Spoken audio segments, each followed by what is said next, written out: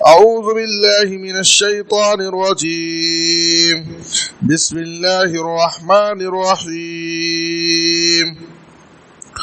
ما أغنى عني مالية هلك عني سلطانية خذوه فغلوه ثم الجحيم صلوه ثم في سلسلة ذرعها 70 ذراعا فاسلكوه إنه كان لا يؤمن بالله العظيم ولا يحض على طعام المسكين فليس له اليوم هاهنا حميم ولا طعام إلا من غسلين لا يأكله إلا الخاطئون.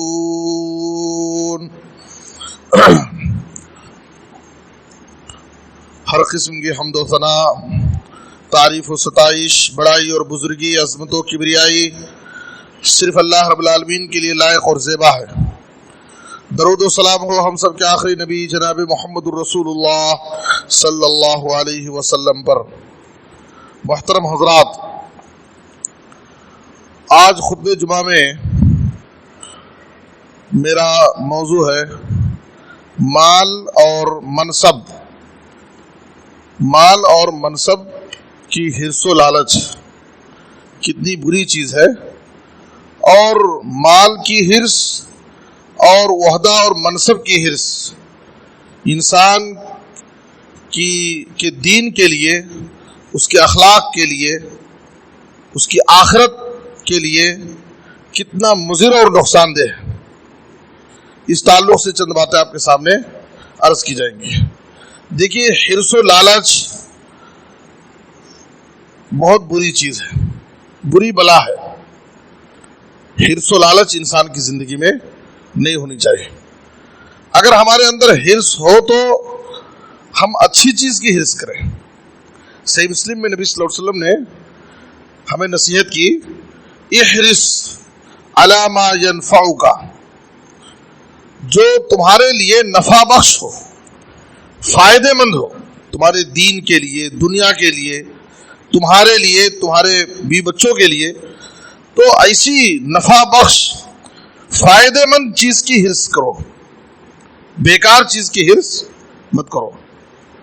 قرآن مجید میں اللہ تعالیٰ نے نبی صلی اللہ علیہ وسلم کو حریص کہا. حالانکہ حریص عام طور پر ایک مذمت کے لیے استعمال کیا جاتا ہے کہ فلاں شخص بڑا حریص ہے، لیکن اللہ تعالیٰ نے قرآن میں نبی صلی اللہ علیہ وسلم کے لیے یہ لفظ بطور مدح استعمال کیا ہے، آپ کی تعریف بیان کرتے ہوئے. سورۃ التوبہ کی آیت نمبر 128 میں آخر میں بالکل دیکھیے، اللہ فرماتا ہے نبی صلی اللہ علیہ وسلم کی صفات ذکر کرتے ہوئے، لقد جاءکم رسول من انفسکم عزیز علیہ ما عنتم حریص علیکم بالمؤمنین رؤوف الرحیم. اللہ تعالیٰ نے کہا کہ ہم نے تمہارے پاس تمہاری ہی جنس سے، یعنی جنس بشر سے ہم نے ایک رسول بھیجا ہے نبی صلی اللہ علیہ وسلم کی شکل میں. وہ رسول عزیز علیہ ما عنتم، تمہارے نقصان کی بات ان پر بہت گراں گزرتی ہے، بہت تکلیف ہوتی ہے ان کو. تمہیں کسی چیز سے نقصان پہنچے تو اس نبی کو اس پر بڑی تکلیف ہوتی ہے. حریص علیکم، وہ نبی تمہیں فائدہ پہنچانے کے بڑے حریص ہیں. کیسے ہم تمہیں فائدہ پہنچائیں؟ تمہاری ہدایت کے بڑے حریص ہیں کہ میری امت کیسے ہدایت پا جائے، میری امتیوں کو آخرت میں نجات کیسے مل جائے، میری امت کامیاب کیسے ہوگی. آپ صلی اللہ علیہ وسلم اس بات کے حریص تھے. امت کو، انسانیت کو فائدہ پہنچانے کے لیے، ان کی کامیابی کے لیے، ان کی آخرت کی نجات کے لیے، ان کی ہدایت کے لیے آپ حریص تھے.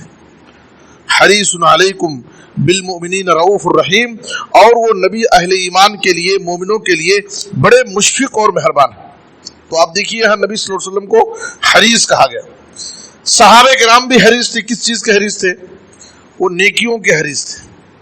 ہمیشہ نیکیوں کی تلاش اور جستجو میں لگے رہتے تھے. نبی صلی اللہ علیہ وسلم کی خدمت میں آتے ہیں اور کہتے ہیں اللہ کے رسول، کون سا عمل اللہ کے نزدیک سب سے زیادہ محبوب ہے؟ مجھے بتائیے، میں وہ عمل کرنا چاہتا ہوں. آئے اللہ کے رسول مجھے وہ عمل بتائیے جو مجھے جنت میں داخل کر دے اور جہنم سے بچا لے. تو صحابہ کرام بھی حریص تھے, لیکن کس چیز کے حریص تھے؟ نیکیوں کے حریص تھے. ہمیشہ نیکی کے کاموں کی تلاش میں لگے رہتے. جیسے معلوم ہو جاتا کہ یہ رب کو راضی کرنے والا کام ہے, یہ بھلائی کا کام ہے, یہ آخرت میں فائدہ دینے والا کام ہے, تو ہمیں اس پر عمل کرتے, اس کو لے لیتے تھے. تو ہمیں بھی حرص و لالچ ہمارے اندر بھی ہونی چاہیے, لیکن کس چیز کی حرص؟ نیکیوں کی حرص, آخرت میں جس سے ہمارے دین اور دنیا کو فائدہ پہنچے, نفع بخش چیز کی حرص ہونی چاہیے. لیکن آج ہمارے سماج اور معاشرے میں حرص و لالچ کیا ہے؟ مال و دولت کی حرص, مال جمانے کی حرص. کچھ لوگوں کا تو صرف ایک ٹارگیٹ رہتا ہے, مجھے مال کمانا ہے, مجھے فلاں چیز بنانا ہے. اب وہ مال کہاں سے میں کماؤں وہ اس کی پرواہ نہیں کرتا ہے, بس اسے مال کمانے اور مال جمانے کی حرص ہے اس کا. تو مال کی بہت زیادہ حرص و لالچ آدمی کے لیے بہت مضر ہے, بہت نقصان دہ. آئیے میں آپ کو بتاؤں اس کی کچھ مثالیں. نبی صلی اللہ علیہ وسلم نے فرمایا, صحیح مسلم کی حدیث میں ہے, کہ مال کی حرص انسان کی طبیعت اور مزاج میں کتنا ہے. وَإِنَّهُ لِحُبِّ الْخَيْرِ لَشَدِيدٌ, مال کی محبت انسان کی دل میں بہت سخت ہوتی ہے. اور نبی صلی اللہ علیہ وسلم فرماتے ہیں, یقول العبد مالی مالی انما له من ماله الثلاث. ایک بندہ ہمیشہ صرف یہی کہتا ہے, میرا مال میرا مال, میں اتنا کمایا, میں یہ کیا, میں وہ کیا. ہمیشہ صرف اپنے مال کی رٹ لگائے رہتا ہے, مالی مالی. اللہ نبی صلی اللہ علیہ وسلم فرما رہے ہیں, انما له من ماله ثلاث. وہ کہتا ہے میرا مال, حالانکہ اس کا 3 ہی مال ہے. انما له من ماله ثلاث ما اکل فافنا. اس کا وہ مال ہے جو اس نے کھایا اور کھا کر ختم کر لیا, وہ اس کا ہے. جو کھایا اور کھا کر ختم کر لیا اس کا ہے. او لبس فابلا, یا پہنا اور پہن کر کے اس کو پرانا کر لیا, بوسیدہ کر لیا, پھاڑ دیا, پہن کر کے استعمال کر لیا, یہ اس کا ہو گیا مال. اور تیسرا نبی صلی اللہ علیہ وسلم نے کہا, او اعطا فقتنا. تیسرا مال اس کا وہ ہے جو وہ اللہ کی راہ میں خرچ کر کے, صدقہ اور خیرات کر کے, اس کے اجر و ثواب کو اللہ کے پاس ذخیرہ کر دیا. 3 مال اس کا ہے, جو انسان کھا پی کر کے ختم کر دیتا ہے, جو پہن کر کے اس کو ختم کر دیتا ہے, اور تیسرا مال کون سا ہے؟ جو اللہ کی راہ میں صدقہ اور خیرات کر کے اس کے اجر و ثواب کو اللہ کے پاس ذخیرہ کر دیتا ہے. باقی نبی صلی اللہ علیہ وسلم نے کہا, وَمَا سِوَا ذَلِكَ فَهُوَ ذَاهِبٌ وَتَارِكُهُ لِلنَّاسِ.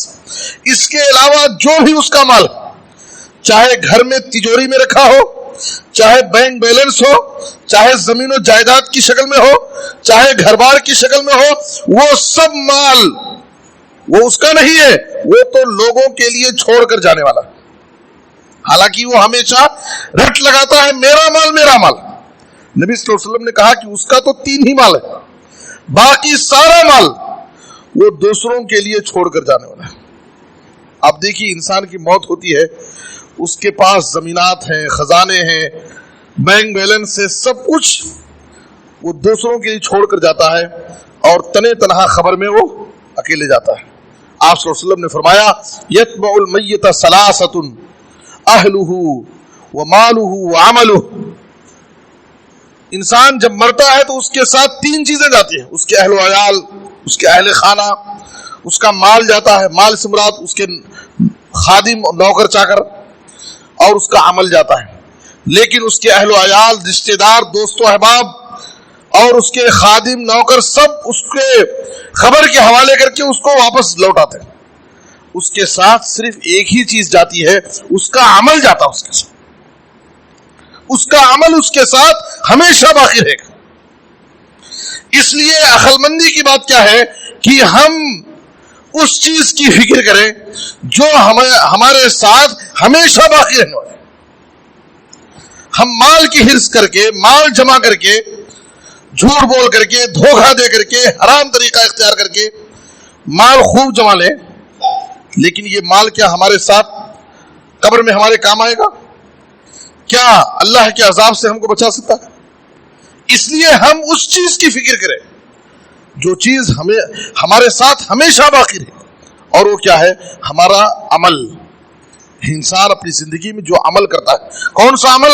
عمل صالح، نیک عمل، جو رب کو راضی کرنے کے لیے وہ عمل کرتا ہے، وہ عمل اس کے ساتھ ہمیشہ باقی رہے گا اور خبر میں کام آئے گا، اور آخرت کے تمام مراحل میں اس کو اس کا عمل کام آئے گا، اور اس کے عمل کے مطابق اس کو آخرت میں بدلہ ملے گا۔ تو اس لیے انسان مال و دولت کی حرص و لالچ چھوڑ دے۔ دیکھیے، مال کی حرص انسان کے اندر برائیوں کو جنم دیتی ہے۔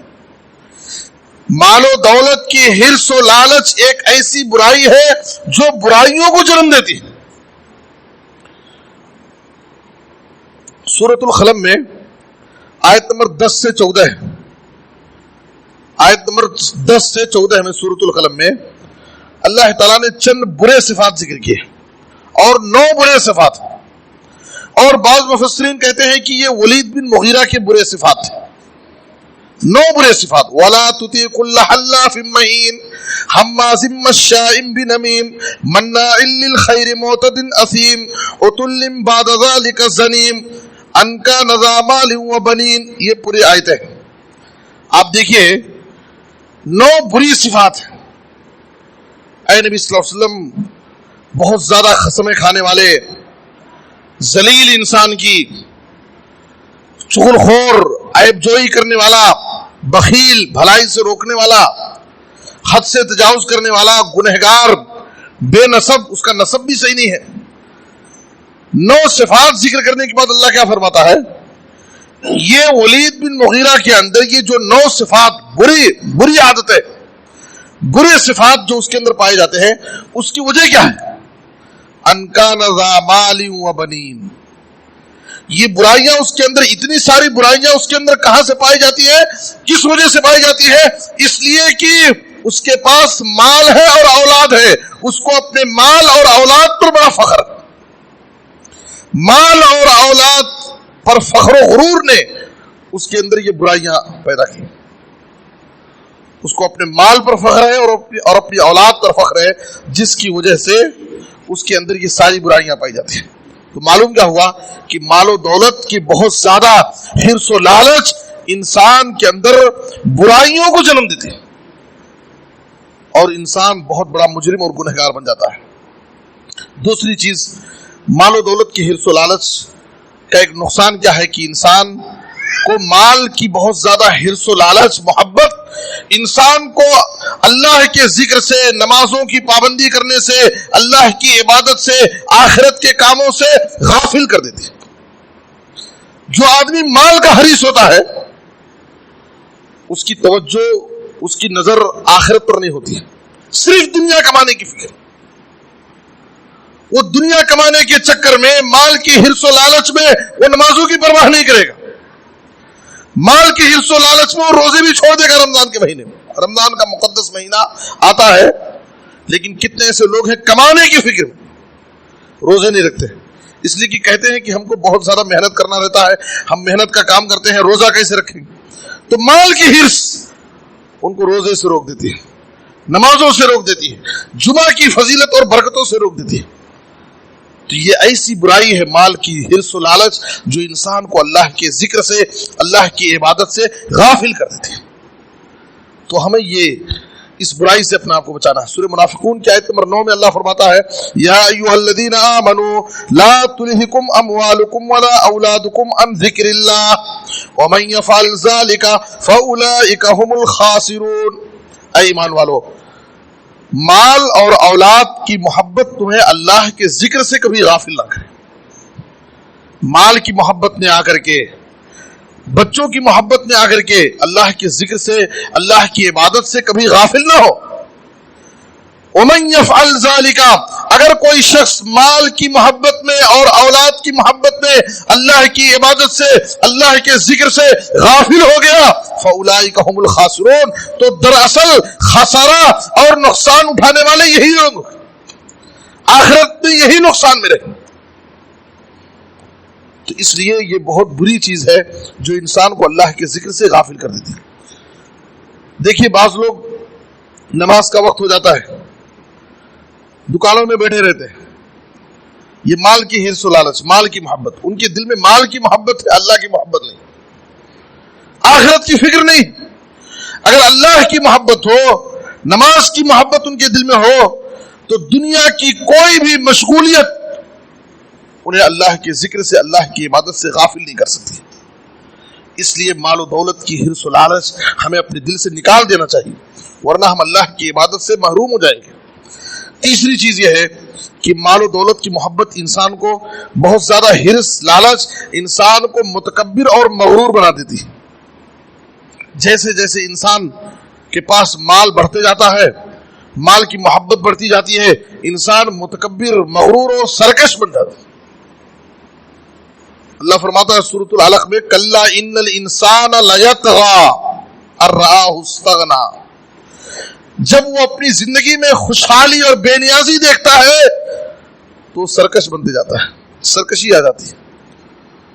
اور کافر لوگ کہتے تھے، جو اللہ پر ایمان نہیں رکھتے تھے، نبیوں کی دعوت کا انکار کرتے تھے، وہ کہتے تھے مارے غرور میں، وقالوا نحن اکثر اموالا واولادا وما نحن بمعذبین، سورہ سبا کی آیت نمبر 35 میں ہے، وہ کہتے تھے نحن اکثر اموالا واولادا، ہمارے پاس مال بھی زیادہ ہے، اولاد بھی زیادہ، اس لیے ہم نہ دنیا میں ہمارا کوئی بھی کچھ بگاڑ سکتا ہے، اور آخرت میں بھی وما نحن بمعذبین، ہمیں عذاب نہیں ہوگا۔ دنیا میں بھی ہمارا کوئی کچھ نہیں بگاڑ سکتا، اس لیے کہ ہمارے پاس دو بڑی طاقت، ایک تو مال کی طاقت، دوسرے اولاد کی طاقت، تو ہم دنیا میں بھی ہم محفوظ رہیں گے اور آخرت میں بھی ہم کو عذاب نہیں دیا جائے گا۔ یہ ان کی خوش فہمی تھی، ان کا غرور اور ان کا تکبر تھا۔ قارون کو اللہ تعالیٰ نے بہت زیادہ مال دیا تھا، صرف اس کے خزانوں کی کیلیوں کو بڑی طاقتور لوگوں کی ایک بڑی جماعت بڑی مشکل سے اٹھا سکتی تھی، صرف خزانوں کی کیلیاں۔ اس سے پوچھا گیا کہ اتنے سارے خزانے تیرے پاس کہاں سے آئے؟ تو اس نے مارے غرور کے کہا انما اوتیتہ علی علم عندی، سورہ قصص میں اللہ نے اس واقعے کو تفصیل سے ذکر کیا ہے، یہ سارے خزانے میں کمایا ہوں، یہ میں انسان کی زندگی میں نہیں آنی چاہیے، میرا ہمیشہ اللہ کے فضل اور اس کی مہربانی کی طرف اس کو منسوب کر دینا چاہیے۔ یہ سب میرے پاس جو کچھ ہے یہ اللہ کے فضل سے، اللہ کی مہربانی، میرا کچھ بھی نہیں۔ انسان کی اس کی طاقت، اس کی قوت، اس کا علم، اس کا فن، اس کا ہنر اس کو کچھ بھی نہیں دکھا سکتا، اس کے کچھ بھی کام نہیں آ سکتا جب تک اللہ کا فضل نہ ہو، اللہ کی مہربانی نہ ہو، اللہ کی توفیق نہ ہو۔ انسان کبھی اس غرور میں مبتلا نہ ہو کہ میں کمایا ہوں، میں نے حاصل کیا ہے۔ یہ قارون کا غرور تھا۔ اللہ نے کہا فخسفنا به وبداره الارض، میں نے اس کو بھی اور اس کے سارے خزانوں کو زمین میں دھسا دیا۔ اللہ کو اس کا غرور پسند نہیں آیا۔ تو مال و دولت کی حرص و لالچ انسان کو متکبر اور مغرور اور سرکش بنا دیتی ہے۔ اور چوتھی چیز یہ ہے اس کا نقصان مال و دولت کی حرص کا، کہ انسان حلال و حرام کی تمیز نہیں کرتا۔ مال و دولت کا جو حریص انسان ہوتا ہے، لالچی انسان، وہ حلال و حرام کی تمیز نہیں کرتا۔ اس کا ایک ٹارگیٹ ہوتا ہے، مجھے اتنی پراپرٹی بنانا ہے، مجھے فلاں کار خریدنا ہے، مجھے اتنے کا گھر بنانا ہے۔ وہ ایک ٹارگیٹ بناتا ہے اور اس ٹارگیٹ کو پورا کرنے کے لیے وہ کہیں سے بھی مال کمائے گا، بس اس کو مال کمانا ہے، کہاں سے کمائے گا اس کی وہ پرواہ نہیں کرے گا۔ اور صحیح بخاری کی حدیث میں نبی صلی اللہ علیہ وسلم نے پیشین گوئی کی اور آپ نے کہا یاتی علی الناس زمان، لوگوں پر ایک زمانہ ایسا آئے گا۔ دیکھیے کتنی سچی پیشین گوئی نبی صلی اللہ علیہ وسلم کی بات اس زمانے میں، اس ماحول میں کتنا فٹ آ رہی ہے۔ آپ نے کہا کہ لوگوں پر ایک زمانہ ایسا آئے گا لا يبالي المرء ما اخذ منه امن الحلال ام من الحرام. انسان اس بات کی مطلق پرواہ نہیں کرے گا کہ وہ مال کہاں سے کما رہا ہے، حلال طریقے سے کما رہا ہے یا حرام طریقے سے کما رہا ہے. بس اس کو مال کمانا ہے، مال جمانا ہے. وہ اس کی پرواہ نہیں کرے گا کہ مال مجھے کہاں سے مل رہا ہے. اسی لیے آپ دیکھتے ہیں جو مال کے حریص انسان ہوتے ہیں ان کے پاس حلال و حرام کی کوئی تمیز نہیں. جھوٹ بولیں گے، دھوکہ دیں گے اور ناپ تول میں کمی کر دیں گے. حرام طریقے کی جو بھی راستے ہیں وہ سب اپنائیں گے، بس ان کو کیا مال کمانا ہے. تو مال و دولت کی حرص و لالچ انسان میں حلال و حرام کی تمیز ختم کر دیتی ہے. وہ حلال و حرام کی پرواہ نہیں کرتا ہے.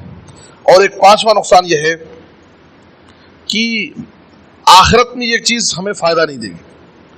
دنیا میں کچھ فائدہ اٹھا سکتے ہیں اس مال سے، لیکن اگر ہم نے مال کا غلط استعمال کیا تو ہمارے آخرت میں یہ چیز ہمارے کام آنے والی نہیں. سورۃ الشورى کی آیت نمبر 80 پر 8 میں اللہ نے کہا یوم لا ينفع مال ولا بنون. قیامت کا دن وہ دن ہوگا جس دن نہ انسان کا مال اسے فائدہ دے گا اور نہ اس کی اولاد اسے کام آئے گی. انسان کا عمل اس کے کام آئے گا. اور سورۃ الحاقہ میں اللہ تعالیٰ نے دو گروہوں کا ذکر کیا ہے. ایک وہ لوگ جن کے نام اعمال ان کے سیدھے ہاتھ میں دیے جائیں گے جو کامیاب ہونے کی نشانی ہوگی، اور وہ لوگ جن کے نام اعمال ان کے بائیں ہاتھ میں دیے جائیں گے. وہ افسوس کریں گے اور کہیں گے کہ اے کاش مجھے میرا نام اعمال دیا نہ گیا ہوتا، اے کاش مجھے میرا حساب ہی نہ معلوم ہوتا، اے کاش کہ میری موت نے میرا کام ختم کر دیا ہوتا، مرنے کے بعد پھر دوبارہ مجھے زندہ ہی نہ کیا گیا ہوتا. اس کے بعد وہ افسوس کر کے انسان کہے گا، دو چیزوں کا تذکرہ کرے گا، ما اغنا انی مالیہ ہلک انی سلطانیہ. دنیا میں مجھے دو چیزوں پر غرور تھا، دو چیزوں کے غرور اور نشے نے مجھے اللہ کے ذکر سے، اللہ کی عبادت سے غافل رکھا.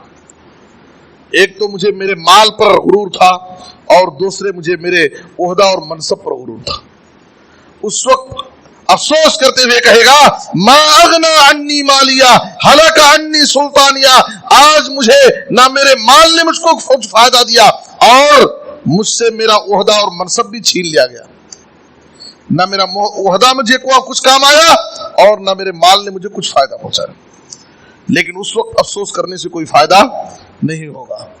تو انسان کو اپنے مال اور اپنے عہدے پر غرور نہیں ہونا چاہیے، اس کا صحیح استعمال ہونا چاہیے. اور انسان کو قناعت کی زندگی گزارنی چاہیے. نبی صلی اللہ علیہ وسلم نے کہا قد افلح من اسلم ورزق کفافا وقنعه اللہ بما آتا. قناعت کی زندگی جسے مل جائے، جس کے دل میں حرص و لالچ نہ ہو، تو سمجھیے کہ وہ کامیاب انسان ہے. اور سورۃ الحشر میں اللہ نے کہا ومن یوق شح نفسہ فاولئک هم المفلحون. جو نفس کے حرص و لالچ سے بچا لیا گیا، جس کے دل میں حرص و لالچ نہ ہو، تو سمجھیے کہ وہ کامیاب لوگ ہیں. تو اس لیے میرے بزرگ اور دوستو، اور قناعت کی زندگی گزارنے کے لیے، حرص و لالچ سے بچنے کے لیے ہماری خواتین کا بھی بہت بڑا کردار ہے. عام طور پر شوہر کی زندگی میں قناعت کیوں نہیں آتی اور انسان مال کی طرف کیوں بھاگتا ہے؟ حلال و حرام کی تمیز انسان بسا اوقات کیوں کھو دیتا ہے؟ بیوی بچوں کی محبت میں آ کر کے. اس لیے اگر خواتین اس بات کا پختہ ارادہ کر لے کہ ہم کم کھائیں گے لیکن قناعت کی زندگی گزاریں گے، حرام سے ہم بچیں گے، سود سے ہم بچیں گے، جھوٹ بول کر کے ہم اپنے شوہر کو تجارت کرنے پر، کمانے پر مجبور نہیں کریں گے، تو قناعت کی زندگی یہ بہت بہتر زندگی ہے. حرص و لالچ انسان کی دنیا اور آخرت دونوں کو تباہ و برباد کر دیتا. اور یہ تو مال کی حرص کے نقصانات، میں نے 5 نقصان آپ کے سامنے ذکر کیے. اور عہدہ اور منصب کی حرص و لالچ انسان کے لیے کتنی بری چیز ہے، اور انسان کے دین، اس کے ایمان، اس کے اخلاق کے لیے کتنا نقصان دہ ہے عہدے کی حرص. آج آپ دیکھیے، اللہ حفاظت فرمائے، مسجدوں میں، مدرسوں میں، جماعتوں میں، جمعیتوں میں جو انتشار ہے، اختلافات، لڑائی جھگڑے ہیں، ہمارے پاس تو الحمدللہ امن ہے اور اس سلسلے میں کہیں کوئی انتشار اور اختلاف نظر نہیں آتا ہے، ورنہ شہروں کے حالات بہت برے ہیں۔ اور آپ کو معلوم نہیں ہے کہ عہدے اور منصب کی کیسی کیسی لڑائیاں چل رہی ہیں، اور عہدے اور منصب کی کن عہدوں کی؟ مسجد کے عہدے، مدرسوں کے عہدے، جماعت اور جمعیت کے عہدے۔ اور یہ عہدے اور منصب کی حرص و لالچ انسان کے دین کے لیے، اس کے ایمان کے لیے، اس کے اخلاق کے لیے کتنا زیادہ مضر اور نقصان دہ ہے، نبی صلی اللہ علیہ وسلم نے ایک مثال سے بیان کی، وضاحت کی اس کی۔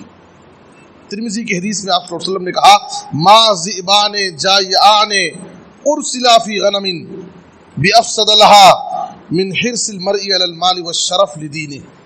آپ صلی اللہ علیہ وسلم مثال دے کر کے سمجھا رہے ہیں کہ دو بھوکے بھیڑیوں کو بکریوں کے ریوڑ میں چھوڑ دیا جائے۔ بھیڑیا پہلے سے بکریوں کا دشمن ہے۔ نبی صلی اللہ علیہ وسلم کہہ رہے دو بھوکے بھیڑیوں کو بکریوں کے ریوڑ میں چھوڑ دیا جائے، ان بھیڑیوں سے ان بکریوں کو اتنا زیادہ نقصان نہیں پہنچے گا جتنا زیادہ نقصان انسان کے مال اور عہدے کی حرص سے اس کے دین کو پہنچتا ہے۔ اللہ اکبر۔ مال کی حرص اور عہدے کی حرص و لالچ سے انسان کے دین کو اتنا زیادہ نقصان پہنچتا ہے جتنا نقصان ان بھوکے بھیڑیوں سے بکریوں کو نہیں پہنچے گا، جبکہ وہ بھوکے بھیڑیے ایک ہی مرتبہ میں ان بکریوں کو لقمہ بنا لیں گے۔ نقصان یقینی ہے، لیکن نبی صلی اللہ علیہ وسلم فرما رہے ہیں کہ اس سے کہیں زیادہ نقصان مال و دولت کی حرص و لالچ سے اور عہدے کی حرص سے انسان کے دین اور اس کے ایمان کو پہنچتا ہے۔ جب آدمی حریص اور لالچی ہو جاتا ہے، چاہے مال کی حرص ہو یا عہدہ اور منصب کی حرص ہو، تو کچھ بھی کر سکتا ہے۔ حریص انسان کچھ بھی کر سکتا ہے، وہ جھوٹ بولے گا، دھوکہ دے گا، کسی پر الزامات لگا سکتا ہے اور لوگوں کی تحقیر کرے گا، غیبت اور چغلی کرے گا، کچھ بھی وہ کر سکتا ہے۔ حریص اور لالچی انسان جس کے دل میں مال کی حرص ہو، عہدے کی حرص ہو، وہ انسان برائیوں کی ساری حدوں کو پار کر دیتا ہے۔ اسی لیے نبی صلی اللہ علیہ وسلم نے کہا مال کی حرص اور عہدے کی حرص سے انسان کے دین و ایمان کو بہت زیادہ نقصان ہوتا ہے، اتنا نقصان کسی دوسری چیز سے نہیں پہنچ سکتا ہے۔ اس لیے میرے بزرگ اور دوستو، ہمارے دلوں میں نہ مال کی حرص ہونی چاہیے اور نہ عہدے اور منصب کی حرص ہونی چاہیے۔ ہم قناعت کی زندگی گزارے اور اللہ کی توفیق سے، اللہ کی مدد سے ہمیں مسجد کی، مدرسے کی، جماعت اور جمعیت کی خدمت کی جو توفیق ملے، ہمیں خوشی سے اللہ کو راضی کرنے کے لیے خدمت کرنی چاہیے۔ عہدے اور منصب کی ہم طلب نہ کریں، انتظار نہ کریں کہ عہدہ اور منصب ملے گا تو ہم کام کریں گے۔ خدمت کے لیے، اللہ کے گھر کی خدمت کے لیے، اللہ کے دین کی خدمت کے لیے عہدہ اور منصب ضروری نہیں ہے۔ اگر اللہ تعالیٰ آپ کو خدمت کا موقع دے رہا ہے تو یہ اللہ کی توفیق ہے، اس پر آپ اللہ کا شکر ادا کیجیے، ورنہ یاد رکھیے وَإِنَّ اللَّهَ لَيُؤَيِّدُ هَذَا الدِّينَ بِالرَّجُلِ الْفَاجِرِ۔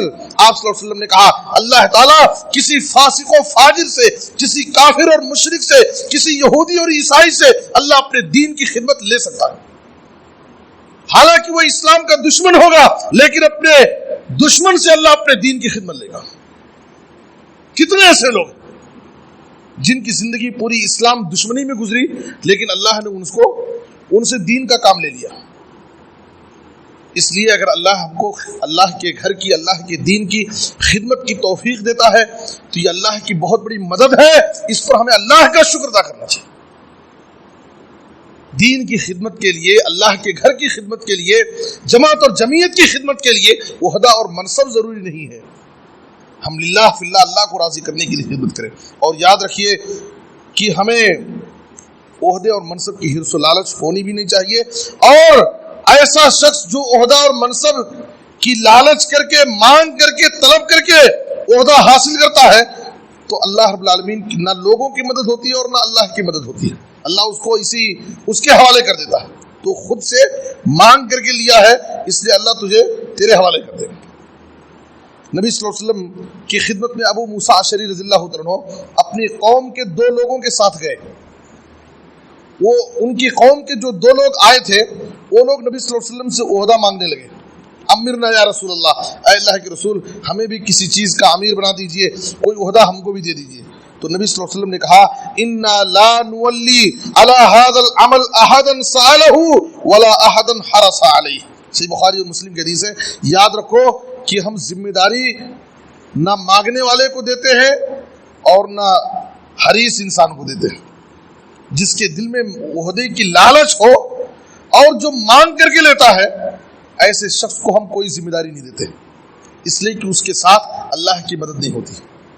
عبد الرحمن بن سمرہ کو نبی صلی اللہ علیہ وسلم نے نصیحت کرتے ہوئے کہا لا تسأل الامارہ، عہدہ اور منصب مت مانگو. فإنك إن أوتيتها عن مسألة أكلت إليها وإن أوتيتها عن غير مسألة أعنت عليها. اس لیے کہ اگر مانگ کر کے تمہیں عہدہ دیا جائے گا تو اسے تمہارے حوالے کر دیا جائے گا، اور اگر بغیر مانگے تم کو عہدہ دیا جائے گا تو لوگوں کی بھی مدد ہوگی اور اللہ کی بھی مدد ہوگی.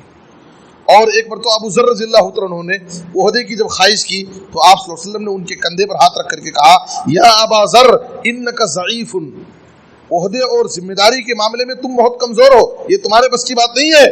وَإِنَّهَا أَمَانَةٌ، اور یہ ذمہ داری بہت بڑی امانت ہے، امانت ہے.